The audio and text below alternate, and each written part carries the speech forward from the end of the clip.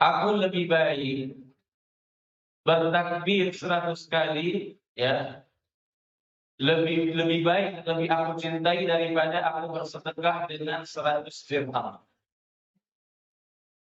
كذلك جاء عن النبي صلى الله عليه وسلم، وهذا من الفضل الخاص لبعض الذكر، أنه قال سبحان الله والحمد لله ولا إله إلا الله والله أكبر.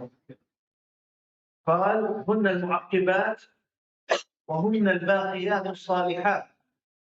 وقال عنهن في حديث آخر أحب الكلام إلى الله. وقال في حديث ثالث هن غراس الجنة. Nah, kemudian keutamaan zikir secara khusus. Ya, ada beberapa lafaz zikir secara khusus. Contohnya, Nabi Shallallahu Alaihi Wasallam bersabda menjelaskan tentang keutamaan mengucapkan Subhanallah, Alhamdulillah, wa la ilaha illallah, wallahu akbar. Demikian itu hunna, ya, merupakan aqabat, ya, adalah kesudahan yang terbaik. Kemudian wal baqiyat, dan merupakan yang akan kekal di sisi Allah Subhanahu wa taala, ya, al baqiyatus shalihat. Bahkan dalam hadis yang lain, hunna khirasul jannah, merupakan tanaman surga. Merupakan tanaman surga. بل إن كلمة لا إله إلا الله تعصم دم صاحبها، كما جاء في حديث أسامة بن زيد رضي الله عنه عندما قاتل بعض المشركين، فلما أعلاه بالسيف قال لا إله إلا الله هذا المشرك، فكف عنه الأنصاري وقتله أسامة. فالنبي عاتب أسامة لما قتلته بعد ما قال لا إله إلا الله. فكلمة لا إله إلا الله تعصم دمك، تدخلك في دين الإسلام وتجعلك فردا من المسلمين. Ya. Kalimat la ilaha illallah ataupun zikir la ilaha illallah itu bisa menjadikan seseorang maksum darahnya, terjaga darahnya. Sebagaimana di dalam kisah seseorang Ansari ketika peperangan mengucapkan la ilaha illallah, tapi kemudian tetap dibunuh oleh Usama. Lalu setelah itu Usama, ya, tentunya dimarahi ataupun dicela oleh Rasulullah Sallallahu Alaihi Wasallam. Maka la ilaha illallah itu bisa menjaga darah seseorang, yaitu dengan masuknya seseorang ke dalam Islam. وهذا أيض من فضل فيما يتعلق بفضائل اللسان وفوائده وما يمكن أن يترتب عليه من الوجوه والأعمال الصالحة التي يرتقي بها العبد في درجات الجنة عند الله إذا اعتنى بهذا اللسان وصانه ولم ينطق به إلا ما يرضي الله سبحانه وتعالى. Itu sebagian kecil, ya, daripada keutamaan, ya, kebaikan lisan yang bisa dilakukan oleh seseorang. Ketika seseorang bisa menggunakannya di jalan kebaikan, ya, di mana dia bisa meninggikan derajat yang kedudukannya di sisi Allah Subhanahu wa taala dengan lisannya, ketika dia memperhatikan menggunakan lisannya untuk kebaikan, ya, di jalan kebaikan. وأما آفات اللسان وهي الخطر العظيم الشر الكثير الذي إذا لم يعتني العبد بلسانه في هذا الأمر يكون لسانه سببا لهلاكه وسببا لإيراده في نار جهنم. Sekarang adapun afatul lisan, petaka ataupun dosa-dosa lisan, maka sesungguhnya dosa-dosa lisan itu sangat banyak dan sangat berbahaya sekali, besar sekali akibatnya di sisi Allah Subhanahu wa taala. Di mana ya seseorang bisa masuk ke dalam neraka, dan nanti akan kita dijelaskan oleh Syekh tentang apa itu lisan dan khatarul lisan insyaallah. وذلك لأن الله عليم بك رقيب لحالك يرقب لسانك وجوارحك وأعضائك ماذا تقول وماذا تفعل في الدنيا، وبناء عليها يكون جزاؤك يوم القيامة. قال الله عز وجل: ولقد خلقنا الإنسان ونعلم ما توسوس به نفسه ونحن أقرب إليه من حبل الوريد إذ يتلقى المتلقيان عن اليمين وعن الشمال قعيد ما يلفظ من قول إلا لديه رقيب عتيد.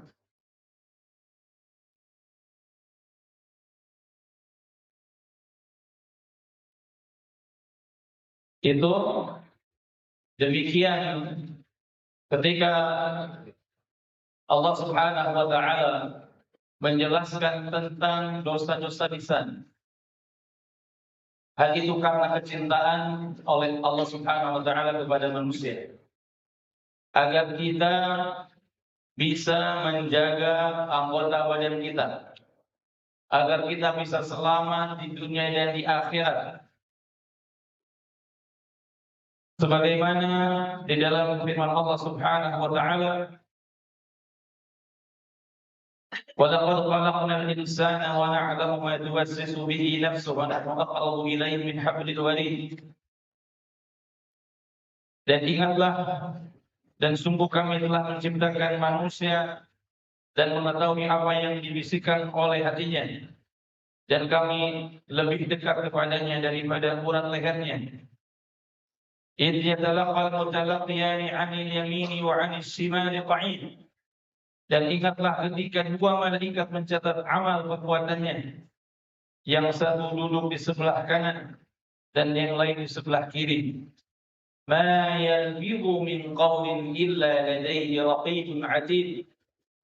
Tidaklah satu kalimat, satu kata diucapkan kecuali ada malaikat raqibun atid, malaikat yang mengawasi dan mencatat. ومن رحمة الله قبل أن أنتقل عن هذه الآية أن النبي صلى الله عليه وسلم يقول إن الله أمر صاحب الشمال، يعني الملك الذي يكون على الكتف الأيسر ويكتب السيئة، أمر صاحب الشمال إذا تكلم العبد بسيئة أو فعل سيئة ألا يكتبها لمدة 6 ساعات، فإن تاب العبد واستغفر لم يكتبها، فإن لم يتب ولم يستغفر من هذه السيئة كتبها هذا الكاتب. Sebelum beliau pindah menjelaskan hadis utama lainnya atau dosa lainnya, beliau ingat bahwasanya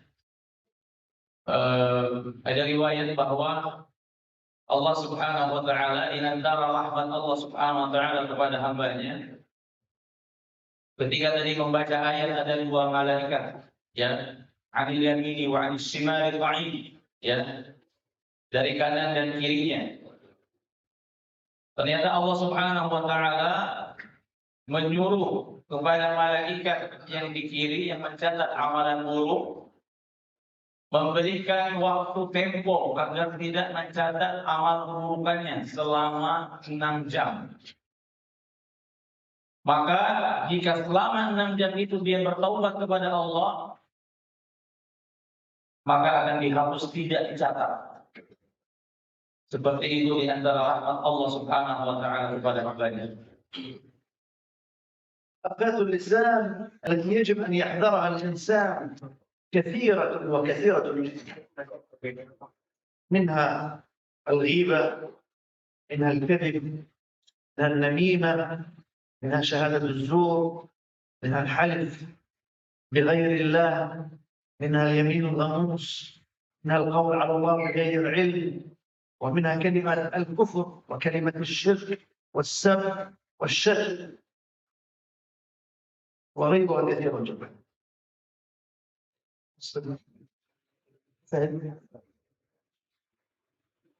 Di antara dosa ataupun petaka lisan yang harus dijaga oleh kita semua, para ikhwan sekalian, banyak sekali. Ya, di antaranya namimah, di antaranya ghibah, ya. Kemudian juga yang lebih utama adalah syirik kepada Allah Subhanahu wa taala, yang menyekutukan Allah dengan ucapannya. Kemudian janji dengan janji yang dusta, menyalahi janji, kemudian dan lain-lain sebagainya. Ya, dosa-dosa yang banyak sekali yang bisa dilakukan oleh lisan. بل كم هناك من كلام قاله الواحد منا واحتاج بعد ذلك أن يعتذر منه في الدنيا. لذلك قالوا إن الكلمة طالما هي في داخلك فأنت تملكها، أسيرة عندك، فإذا خرجت ملكتك هي، صرت أنت أسيرة. فلذلك فاحذر لسانك. Lisan, ikhwas sekalian, ketika dia sudah keluar, kita ucapkan, maka kita perlu meminta maaf kepada orang lain. Tapi kalau ucapan itu masih ada dalam diri kita sebelum mengucapkan, maka itu di bawah kendali kita, kontrol kita. Ya. Tetapi kalau sudah dikeluarkan, maka ucapan itulah yang mengontrol kita. Ya, kita yang dikendalikan oleh ucapan tersebut. Ketika sudah keluar, sudah terucap, akibatnya itulah yang akan mengendalikan kita. Tetapi selama dia masih di dalam, yaitu kita masih bisa kontrol lisan kita. Apa yang bisa kita ucapkan? فهناك من يقتله لسانه، هذا في الدنيا ويدخله القبر، وهناك من يوقعه في الحرج لسانه، وهناك من يوقعه لسانه في مشاكل مع الناس. هذه آفات الدنيا نعيشها، فكيف يوم القيامة وهو أشد وأعظم يوم القيامة؟ لأن النبي صلى الله عليه وسلم قال لمعاذ: ألا أدلك على ملاك ذلك كله؟ بعدما أن دله على أعمال خير وأعمال صالحة قال: ألا أدلك على ملاك ذلك كله؟ قال: بلى يا رسول الله. قال: كف عليك هذا. قال: قلت يا رسول الله أو إنا لمؤاخذون بما نتكلم به؟ قال: ثكلتك أمك يا معاذ. وهل يكب الناس بالنار على وجوههم أو على مناخرهم إلا حصائد ألسنتهم. Di antara akibat lisan, ada orang yang terbunuh akibat lisannya. Ada orang yang masuk kuburan karena lisannya. Ya. Ada orang yang bermasalah dengan masyarakat dengan sebab lisannya. Oleh karena itu, ya, Nabi Shallallahu Alaihi Wasallam pernah berpesan, berwasiat kepada Mu'adz. Ketika Nabi Shallallahu Alaihi Wasallam menjelaskan tentang amalan-amalan saleh, kemudian Nabi menjelaskan, ala adulluka billahi dzalika kullih. Ya, maukah aku ajarkan, tunjukkan kepadamu hal-hal yang bisa mengumpulkan seluruh kebaikan itu. Kemudian tentunya Mu'adz menjawab, tentu ya Rasulullah. Kemudian Rasul ya menjawab, kuffa alaika hadza, artinya jagalah, kekamlah lisan ini. Kemudian Mu'adz menjawab, a inna la mu'akhaduna bima natakallamu bi? Apakah kami akan disiksa, akan dihisab dengan sebab perkataan kami ya Rasulullah? Kemudian Nabi sallallahu alaihi wasallam menjawab, taqilat ka ummuk. Wahai Mu'adz, ini adalah ungkapan orang Arab ya. Kamu akan kehilangan ibumu atau ibumu kehilangan anaknya. Bukankah manusia terjerumus ke dalam neraka, diseret wajahnya ataupun dari lubang hidungnya dengan sebab hasaidu alsinatihim, hasil ucapan lisannya. لذلك قال الشاعر شكرا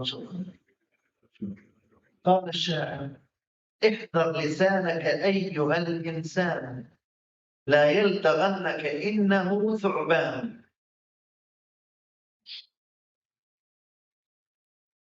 Ya, beliau akan membacakan sebuah syair ya. Yang tadi beliau bacakan adalah ihdar lisanaka ayyuhal insan لا يلتغنك la yalghannaka إنه ثعبان. innahu thu'ban. كم في المقابر من قتيل لسانه كان التهام لقاءه الأقران. Baik, tadi yang pertama, bait yang pertama adalah hati-hati dengan lisan wahai manusia, ya, jangan sampai dia mematukmu karena dia adalah ular bagimu. Nah, لذلك آفات اللسان أمر خطير جدا كما رأينا في الأحاديث وكما حذر النبي صلى الله عليه وسلم من هذه الآفة. أيضا حيث يقول النبي صلى الله عليه وسلم أكثر ما يدخل الناس الجنة تقوى الله وحسن الخلق، وأكثر ما يدخلهم النار ماذا؟ الفرج واللسان. lisan ini merupakan atau bahayanya sangat dahsyat sekali. Sebagaimana di antara afatnya, petakannya, Nabi Shallallahu Alaihi Wasallam menyampaikan, bersabda, "Aktsaru ma yudkhilun nasal jannah taqwallahu husnul khuluq." Yang paling banyak memasukkan seseorang ke dalam surga adalah takwa Allah, bertakwa kepada Allah dan akhlak yang mulia. Kemudian sebaliknya yang paling banyak memasukkan manusia ke dalam neraka yaitu al-fam wal faraj, lisan, mulut dan kemaluannya. Nah. ومن أخطر آفات اللسان التي يجب على العبد أن يتقيها وأن يحذرها كلمة الكفر، أن يتلفظ بكلام الكفر، أن يسب الذات الإلهية، أن يشتم رب العالمين، أو يسب الدين، أو يسب النبي، أو يسب القرآن، أو يسب السماء، أو يسب الدهر. كلمات الكفر هذه أخطر ما يكون من آفات اللسان، لأن العبد يخرج بها من الإسلام. Di antara hal yang harus kita jaga dari lisan kita adalah agar lisan kita tidak mencela Allah Subhanahu wa taala. Agar tidak mencela Allah Subhanahu wa taala. Tidak mencela zat Allah Subhanahu wa taala. Tidak mencela Nabi, tidak mencela Al-Qur'an, tidak mencela langit, kemudian juga tidak mencela dahar, ya, karena itu bisa dilakukan oleh lisan. ولا أدري إذا كانت هذه الظاهرة موجودة عندكم في إندونيسيا، فأنا عندنا في فلسطين للأسف موجودة هذه في شريحة كبيرة من المجتمع الفلسطيني، وهي كلمة الكفر، سب الذات الإلهية أو سب الدين، والله المستعان. Beliau tidak tahu apakah di sini ada atau tidak, ya, ucapan-ucapan yang keluar mencela agama, mencela Tuhan, mencela Allah Subhanahu wa taala. Tetapi memang kenyataannya, faktanya di Palestina itu ada. Ya, ada kata-kata yang mencela Allah Subhanahu wa taala. موجود عندكم؟ Apakah ada di sini kira-kira? ليست موجودة أبدا. Tidak ada. Hah? Yakin? الحمد لله. ما شاء الله. ما شاء الله. أما عندنا للأسف في فلسطين يعني هناك إحصائية أنه من أكثر الشعوب، شعوب المسلمين، الذي يسوق الذات إلى العالم للأسف. Beliau menyayangkan sekali memang ya. Ternyata berdasarkan sensus penduduk kaum muslimin, ternyata di Palestina itu adalah kaum muslim yang terbanyak mengeluarkan kata-kata mencela Allah Subhanahu wa taala di sana. وبعده يأتي العراق، سوريا، لبنان، الأردن، مصر، السودان. Yang kedua Irak, ya, Suria, Libanon, ya, kemudian Yordan, kemudian Mesir, kira-kira seperti itu. Itu negara-negara yang biasa penduduknya kaum muslimin, mereka mengeluarkan kata-kata yang mencela zat Allah Subhanahu wa taala. وهذه مصيبة المصائب، وهذا الكفر الذي له قرون كما يقال. يعني أعلى الكفر من أن يسب العبد رب العالمين سبحانه. Tentunya ini adalah perkataan kekufuran, bahkan ya dikatakan kepalanya kekufuran, bahkan dikatakan kekufuran yang memiliki tanduk. Ya, karena kekufuran, kata-kata kufur yang paling tinggi adalah mencela zat Allah Subhanahu wa taala. ومن آفات اللسان الخطيرة، وهي لا يكاد يخلو منها مجتمع مسلم، الغيبة. الغيبة كما عرفها النبي صلى الله عليه وسلم قال: ذكرك أخاك بما يكره. قال: وإن كان فيه ما أقول يا رسول الله؟ قال: إن كان فيه ما تقول فقد اغتبت، وإن لم يكن فيه ما تقول فقد بهته. نعم. Dan dosa lisan yang hampir dilakukan di setiap negara, setiap kelompok, ya, adalah riba, gunjing. Riba itu artinya dikuka akoga, bima yakro, menyebutkan saudaranya, menyebutkan hal-hal yang tidak disukai oleh saudaranya. Bagaimana dalam hadis ya disebutkan bahwasanya riba itu dikuka akoga, bima yakro. Orang lain bertanya, bagaimana kalau memang yang saya sampaikan, saya ucapkan itu ada? Nabi Sallallahu Alaihi Wasallam, ya, kalau engkau menyebutkan sesuatu yang ada pada dirinya, maka itulah riba. Adapun engkau membicarakan sesuatu yang tidak ada pada diri saudara kita, maka itu artinya dusta. Maka engkau telah berdusta. وسميت غيبة لأنك تتكلم عن أخيك المسلم في غيبته وعدم وجوده وغير حاضر. ومن الغيبة تقول فلان طويل، فلان قصير، فلان سمين، فلان نحيف، فلان بطيء، فلان سريع، فلان لا يعرف كذا وكذا أو لا يحسن كذا وكذا، ومن هذه الأمور. ولعل الغيبة تكثر في مجتمع النساء أيضا أكثر من الرجال، وإن كانت موجودة عند الرجال. Ya.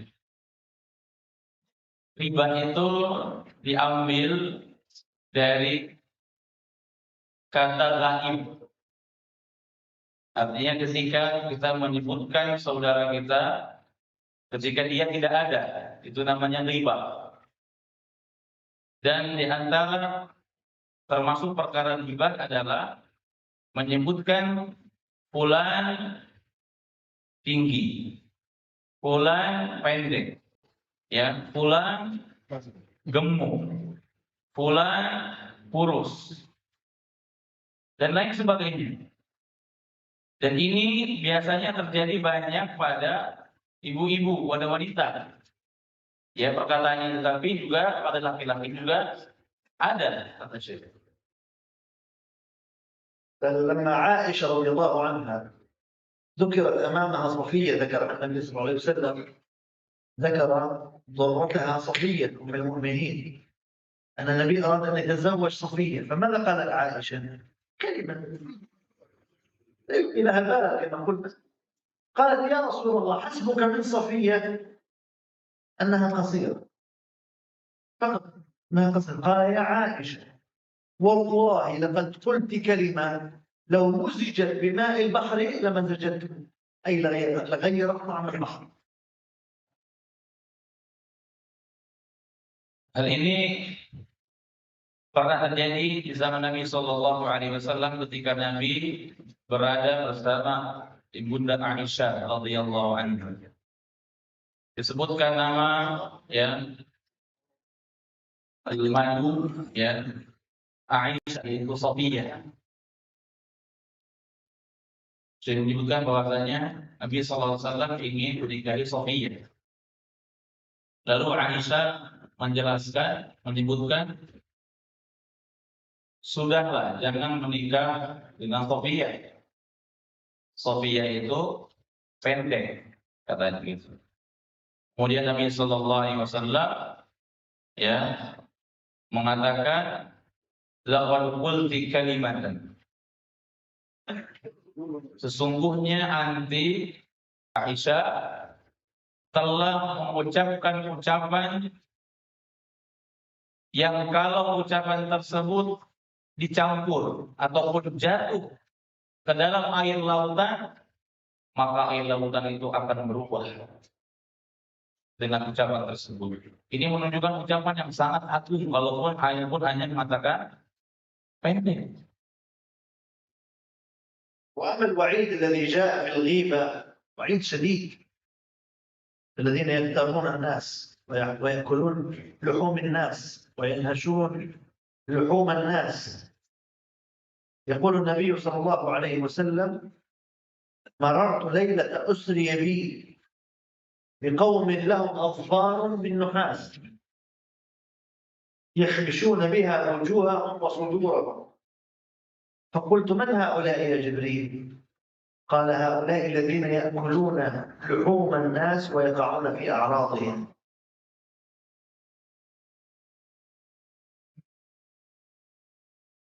Adapun wa'id, ancaman yang dahsyat, yang besar untuk ghibah adalah sebagaimana dalam satu hadis Nabi Shallallahu Alaihi Wasallam ketika Isra, di malam Isra, Nabi Shallallahu Alaihi Wasallam melewati orang-orang yang memiliki kuku, ya, memiliki kuku panjang dari kuningan ataupun tembaga.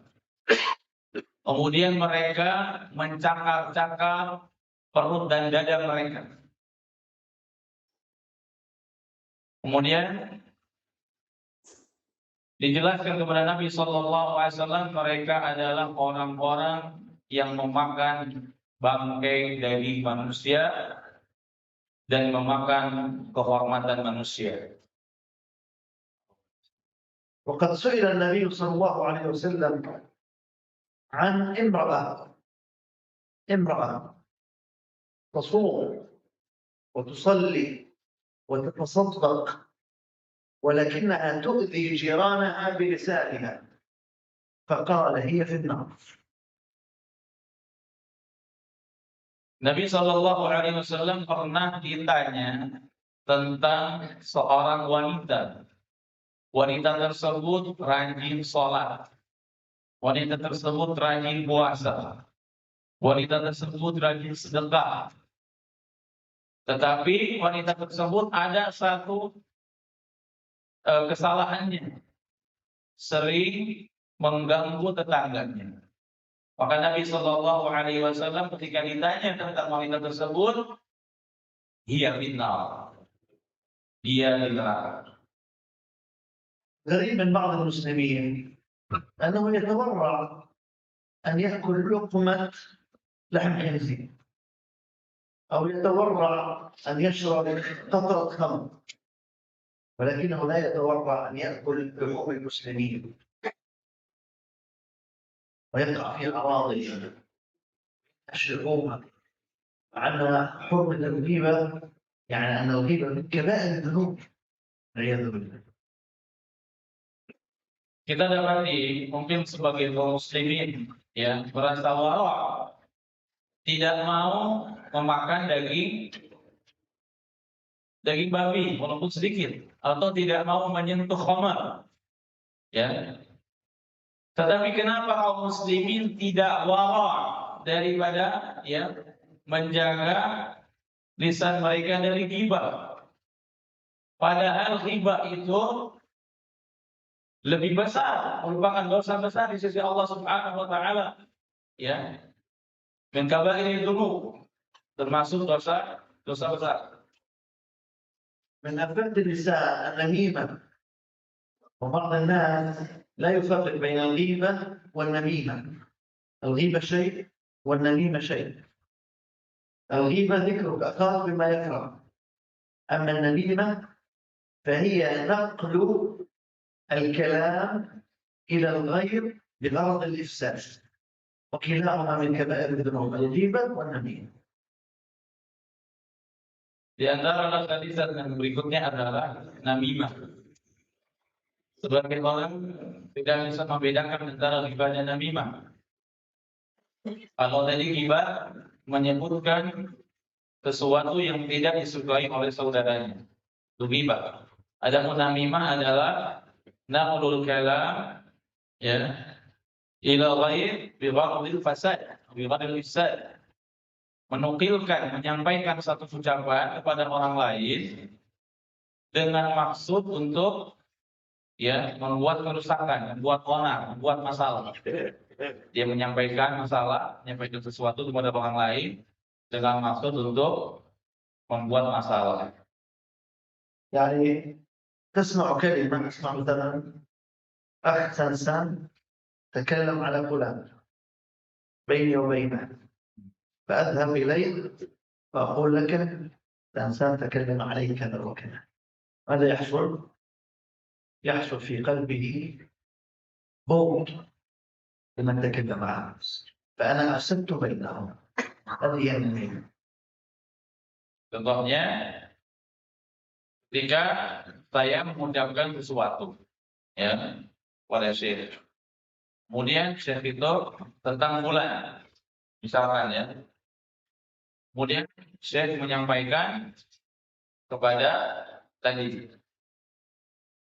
satu ucapan yang saya sampaikan dengan tujuannya untuk ya biar terjadi sesuatu masalah. Kemudian apa yang terjadi tentunya orang yang tadi disampaikan itu akan mendapatkan sesuatu di dalam hatinya, jadi tidak suka, bughl, yang marah, dengki kepada anak. Nah, maka itulah yang dikatakan dengan namimah. بل ربما يترتب عليها مشاكل، ليس فقط بغضاء، مشاكل، ربما جرائم وقطيعة أرحام تحصل بسبب النميمة. هذه الكلمة التي أنا نقلتها فقط من أجل أن أتسلى بنقلها ترتب عليها مصائب بين الناس وبين العائلة.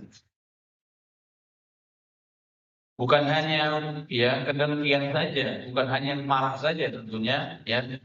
Bisa mungkin saja menyebabkan muskilah, masalah-masalah besar lainnya ya. Bahkan bisa saling memutus silaturahim ya, tidak saling bertatap muka, bertanya dan lain sebagainya. Ini petaka ataupun akibat daripada namimah. لذلك جاء في حق النمام وعيد شديد، حيث يقول النبي صلى الله عليه وسلم: لا يدخل الجنة نمام. Ya, makanya ada ancaman yang keras dari Nabi Shallallahu Alaihi Wasallam bahwasanya orang yang pelaku namimah itu tidak akan masuk surga. La yadkhulul jannata namam. وكذلك جاء عن النبي صلى الله عليه وسلم أنه مر بقبرين فقال أما إنهما يعذبان وما يعذبان في كبير بلى إنه كبير أما أحدهما فكان يمشي بالنميمة بين الناس. Nabi Shallallahu Alaihi Wasallam pernah lewat di dua kuburan. Saya mau mengambil ayat ini. Lalu Nabi Shallallahu Alaihi Wasallam berkata kepada sahabat waktu itu Ibnu Abbas, ya, Nabi Shallallahu Alaihi Wasallam menjelaskan dua kuburan ini sedang diazab dan tidak diazab dengan sebab dosa yang besar, tetapi memang itu termasuk dosa besar sebetulnya. Ya, fakana ahaduhuma yamshi bin namimah. Salah satu daripada penghuni kubur ini yang diazab ini adalah dia melakukan dosa namimah, ya, mengadu domba di antara manusia. ومن آفات اللسان الخطيرة أيضا الكذب وهو خصلة سيئة جدا أن تكون عند المسلم، لأن الكذاب يفقد الثقة به بين الناس لأنه يقول الشيء خلاف الواقع، فلذلك يصبح الكذاب منبوذا عند الناس وعند الله. Di antara dosa lisan berikutnya adalah berdusta. Ya, dusta ini merupakan sifat ataupun perangai yang buruk, ya, yang buruk sekali yang dilakukan oleh manusia. Kenapa? Karena tentunya dusta ini mengucapkan sesuatu yang tidak benar, ya, mengucapkan sesuatu yang tidak benar yang akan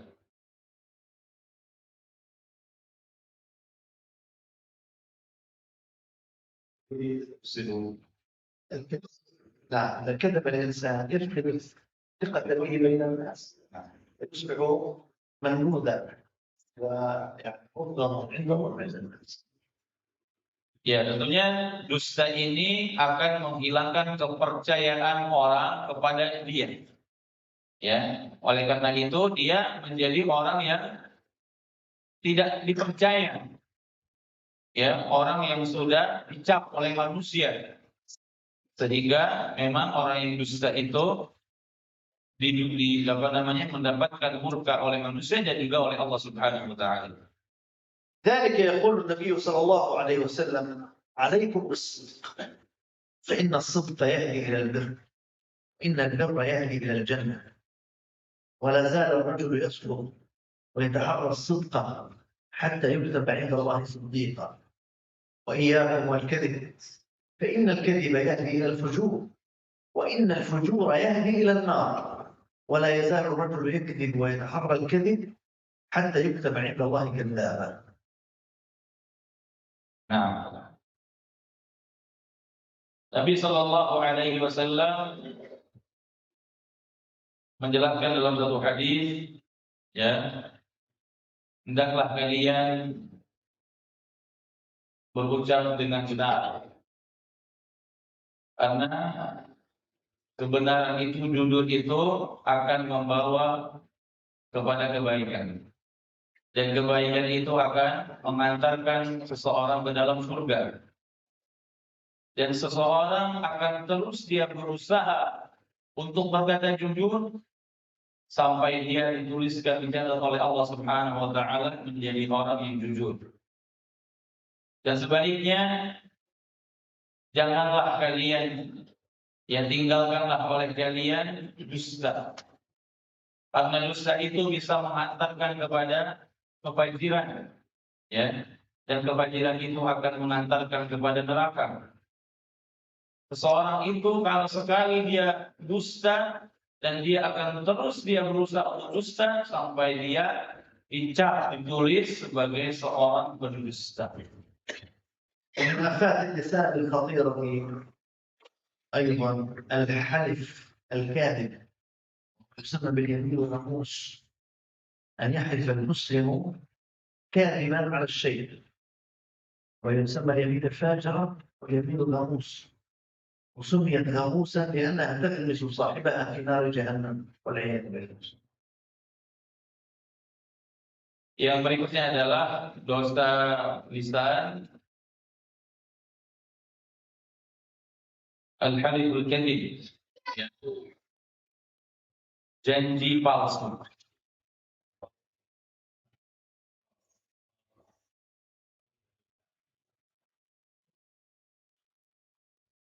Janji palsu, ya, janji palsu, ataupun beliau mengungkapkan sebagian mengatakan al-yaminul ghamus, al-yaminul ghamus atau al-yaminul fajirah. Kenapa dikatakan al-ghamus? Karena akan menjerumuskan seseorang ke dalam neraka.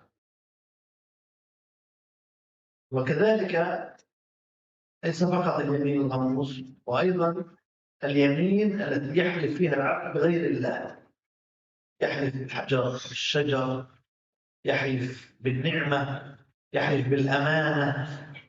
والنبي صلى الله عليه وسلم يقول من حلف بغير الله قد كفر أو أشرك. Tentunya bukan hanya apa tadi anak terjemahkan halif dengan janji, tapi juga bisa bersumpah, sumpah palsu, ya. Atau juga bukan hanya sumpah bohong, tapi juga ya sumpah dengan selain Allah Subhanahu wa taala. Sumpah dengan selain Allah Subhanahu wa taala.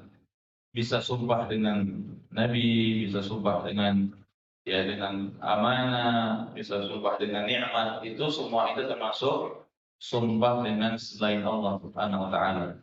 Dalam hadis disampaikan, ya, barang siapa bersumpah dengan selain Allah, maka dia telah melakukan kesyirikan ataupun dia telah melakukan kekufuran. وأنا أسأل يعني من باب الفائدة لي، هل الحلف بغير الله دارج على الألسنة؟ على ألسنة الناس؟ Syekh tanya, ya, apakah sumpah dengan selain Allah itu terjadi? Ada, ya, terjadi keluar dari ucapan manusia, lisan-lisan kita. هناك مثلا من يحلف بالأولياء، يحلف بالصالحين، يحلف بالأنبياء، موجود. Bersumpah dengan wali, bersumpah dengan nabi, ada. موجود كثير. يحلف بالإندونيسية بالعربية. Sumpahnya pakai bahasa Indonesia atau bahasa Arab? الجوية. طبعا الحلف له فائدة. الحلف هو تأكيد الكلام بذكر معظم، فلما كان ليس هناك من هو أعظم من الله كان تأكيد كلامك يكون بذكر الله وحده، وإذا حلفت بغيره أشركت بالله. Ya, sumpah itu beliau jelaskan adalah memastikan, menekankan bahwasannya dia ucapan yang dikeluarkan untuk mengagungkan sesuatu. Ya, makanya dia sumpah, saya sumpah demi apa misalkan ya. Kalau sumpah demi Allah berarti memang dia mengagungkan Allah Subhanahu wa taala. Makanya dia bersumpah. Ya, ta'kidul kalam bidzikril mu'azzam. Ya. Dia menguatkan ucapannya dengan menyebutkan sesuatu yang agung baginya. Maka ketika dia sumpah berarti dia menganggap yang dibuat dia sumpah itu sesuatu yang agung. Makanya ketika dia bersumpah, kita itu seorang muslim harus bersumpah dengan Allah saja. Karena tidak ada yang agung bagi seorang muslim kecuali Allah. لذلك متى تضطر تكون مضطرا لأن تحلف إذا كان من أمامك ينكر كلامك فتريد أن تؤكده، مثلا تقول له هذا ماء. إيش ماء بالأندونيسي؟ ماء عير. هذا عير ماء. يقول لك لا ليس ماء، تقول والله إنه ماء.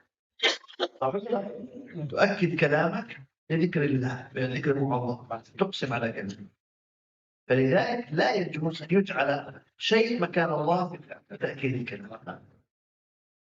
Beliau tadi memberikan contoh ya, ketika misalkan beliau ngobrol sama orang lain, contoh air gitu kan, ketika menyampaikan bahwasanya ini air, orang yang diajak ngobrolnya nggak percaya, itu bukan air, ya. Lalu akhirnya beliau menekankan dengan sumpah, wallahi ini air, ya. Maka sumpah itu tadi dikeluarkan untuk ya menekankan, menegaskan bahwasanya ini air, tapi dengan menyebutkan sesuatu yang dianggap agung oleh dirinya, oleh seseorang. Makanya seorang muslim tentunya harus bersumpah hanya dengan Allah Subhanahu wa taala saja. تبين أنه فعلا ماء. Syekh membuktikan bahwa ini air. كذلك من آفات اللسان عافانا الله وإياكم السب والشتم. السب والشتم، وهذا لعله لا يكاد يخلو منه شعب أو مجتمع أو أمة من عرب أو عجم، الكل يشتم والكل يشتم. والنبي صلى الله عليه وسلم يقول ليس المؤمن بالفاحش ولا البذيء. نعم، بذيء.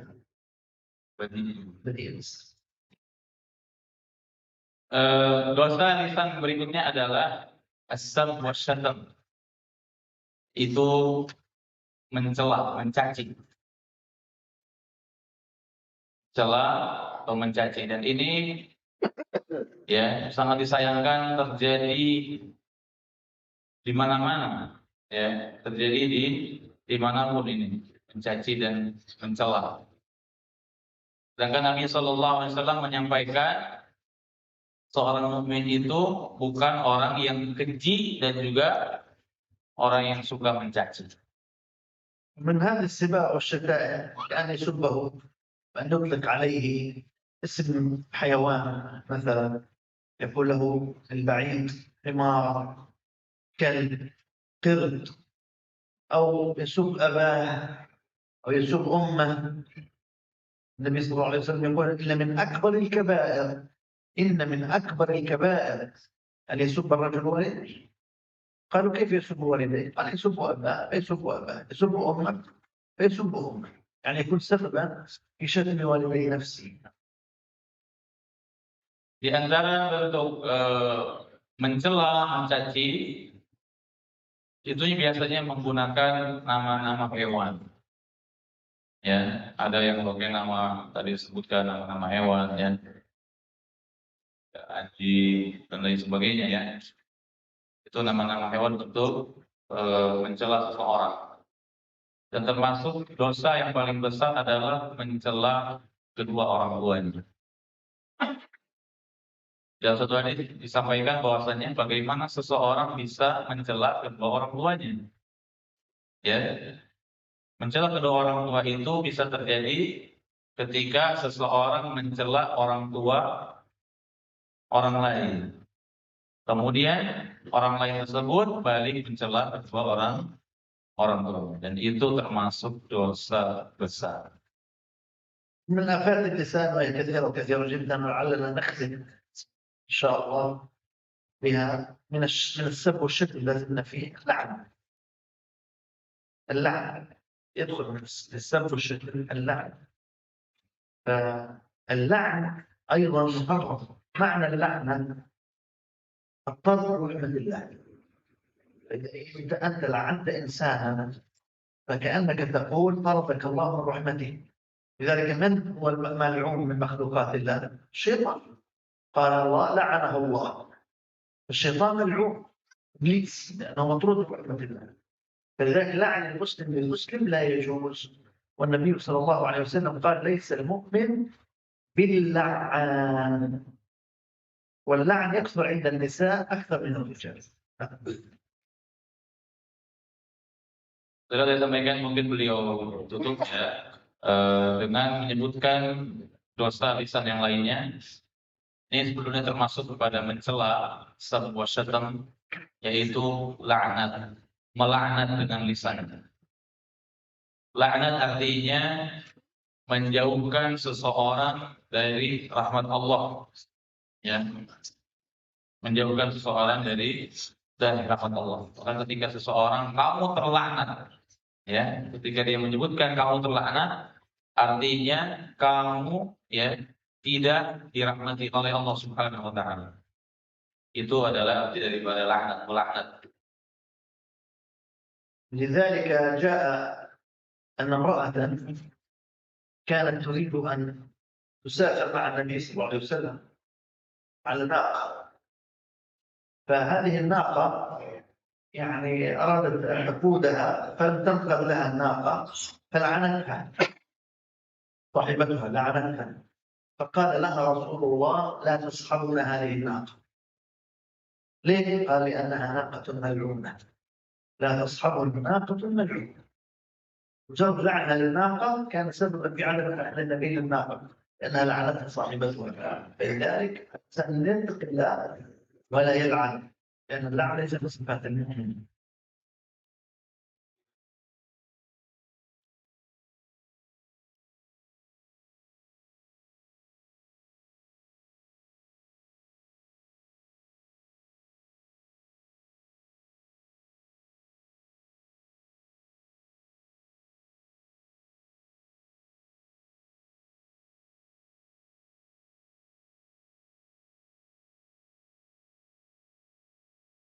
Pernah membawa seekor unta.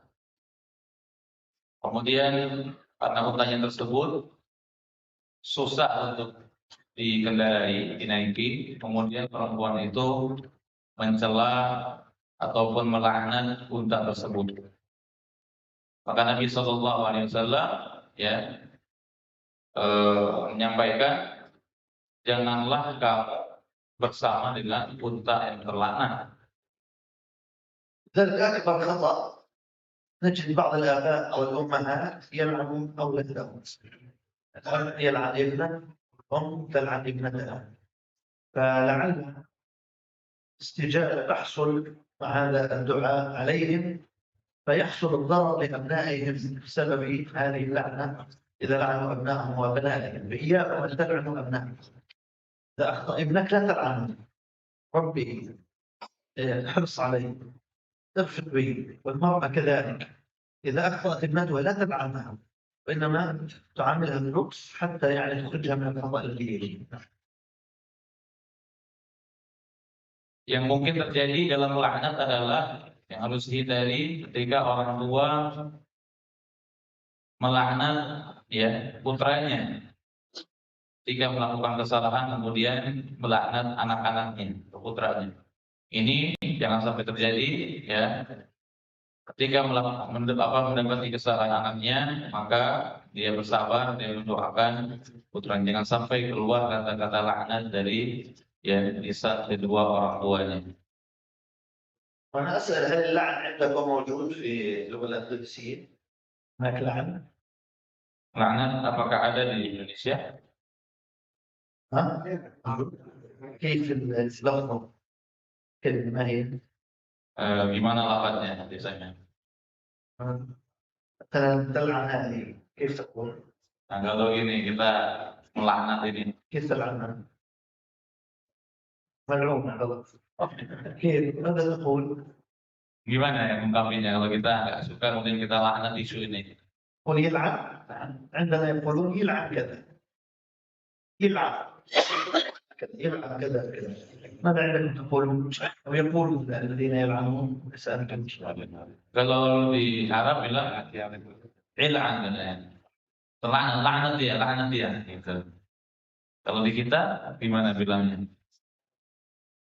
ها؟ يا يوجد مصطلح مرادف للعن بالإندونيسي. لعن بالإندونيسي لعنة هكذا لعنة. نسأل الله يعافينا وإياكم من آفات اللسان جميعا. وهناك كثير جدا ما يتسع المقام للحديث أكثر من ذلك. سعدنا بصحبتكم في هذا المسجد، مسجد المتقين. أسأل الله أن يجعلنا وإياكم من المتقين المؤمنين الصالحين الفالحين. وفي هذا القدر كفاية. عندنا محاضرة بعد المغرب إن شاء الله في لؤلؤ والمرجان، فنرجو منكم أن تصحبونا إن شاء الله هناك، حيث سنتكلم إن شاء الله عن الفتن، الثبات في الفتن. نسأل الله أن يعافينا وإياكم. إن شاء الله نروح على الوجوه معنا في مسجد اللؤلؤ والمرجان هناك. هذا والله تعالى أعلم، وصلى الله على نبينا محمد والحمد لله رب العالمين. Beliau menutup ya pertemuan kita, mudah-mudahan Allah Subhanahu wa taala menjaga kita dari dosa-dosa lisan, dosa-dosa lidah ya. Dan beliau tidak bisa menyebutkan dosa-dosa lidah dan sebegitu banyaknya, banyak sekali tentang dosa-dosa lidah. Tapi beliau merasa bahagia pada kesempatan sore hari ini bisa berkumpul dengan antum semuanya ya di Masjid Al-Muttaqin ini. Mudah-mudahan Allah SWT menjadikan kita orang-orang yang bertakwa bagaimana nama masjid ini insyaallah. Dan beliau juga menyampaikan mengajak para jemaah sekaliannya untuk bisa hadir di majelis beliau di Al-Marjan. Insyaallah beliau akan menjelaskan di sana tentang tabat fitnah, pokok dari masa fitnah, insyaallah. Demikian saja ya. Mohon maaf jika ada kesalahan kekurangan dari kami, saya sudah khusus ya, karena tergantung kondisi sebetulnya. Mudah-mudahan Allah SWT menerima dan mengampuni kesalahan kami semuanya, insyaallah.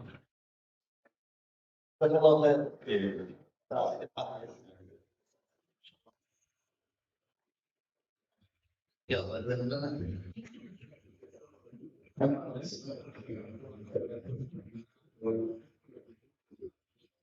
Ini dari kajian spesial bersama Syekh Dr. Ali Al-Bahiyah. Semoga apa yang beliau sampaikan bermanfaat. Kita bisa mengamalkan dalam kehidupan budaya kita. Dan selanjutnya bagi jamaah yang ingin melanjutkan alur beliau di mengikuti di pondoknya Ustaz Rizal. Demikian dari kami ucapkan terima kepada panitia dan pihak yang terlibat dalam pelancaran acara ini, dan juga kepada jamaah yang telah hadir pada